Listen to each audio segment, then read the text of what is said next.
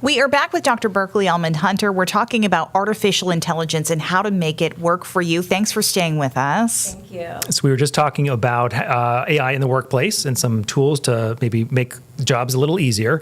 Also, AI is showing up in education systems, higher education. But I'm curious, is there a point that someone is too young to be tapping into AI right now?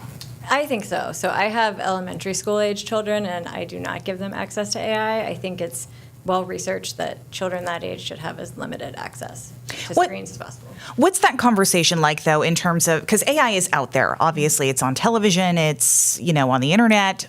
Is there a conversation of what to look out for with AI with those younger kids? I guess I haven't had that conversation with my kids because I try to just keep them away from it. But I think if they did get access to it, it would just be, being really careful what you're asking for. And yeah. Obviously, a lot of schools are starting to incorporate it into lesson plans. Is there a balance? Because I think so many people think, well, you can use AI to cheat, but it can also make you a better student. For sure. So, if I were teaching in, the high school level, what I would do is teach the subject matter first with pen and paper because you have to know the material to be able to check the AI output.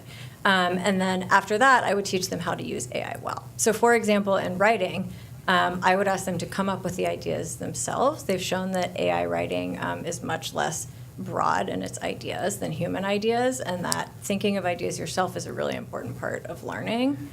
And then I would teach them how to use the AI well. So then I would say, instead of having AI write the paper for you, ask it to tell you what's wrong with your paper, and don't let it make the edits. Have it suggest things to you, and then you make the edits, just like a normal teacher. So if you're conscientious about how you use it, then you can use it to develop better work and still learn. That would have been really helpful. I know, right? How can I just make this better? But a big part of it, what I'm hearing is that maintaining the ability to critically think and then tap into AI is kind of the balance that we need to find.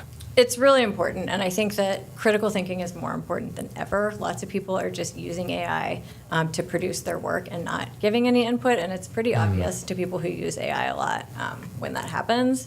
So I think that can be a reputational risk for people. Not to put you on the spot, are there any key things that pop out that make it say like, oh, wow, that was AI? Oh, yeah, there are a lot of things. So like M dashes, lots of bold words. I've noticed in stuff that I use, it'll say, this is a real thing. It uses the word real a lot. Oh. It'll have like short to the point sentences where the second sentence like reinforces the first sentence's point. Lots of bullets. So if you're used to seeing it, it's pretty obvious. It uses a lot of business jargon.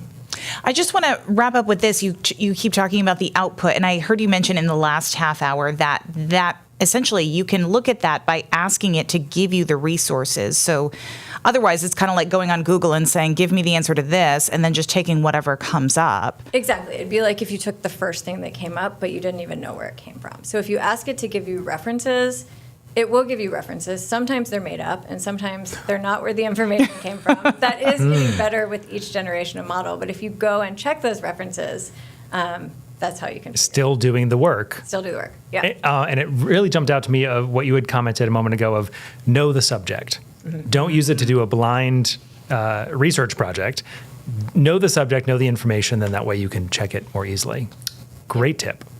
Okay, we will take a quick break, but when we come back, we do have some final thoughts on AI.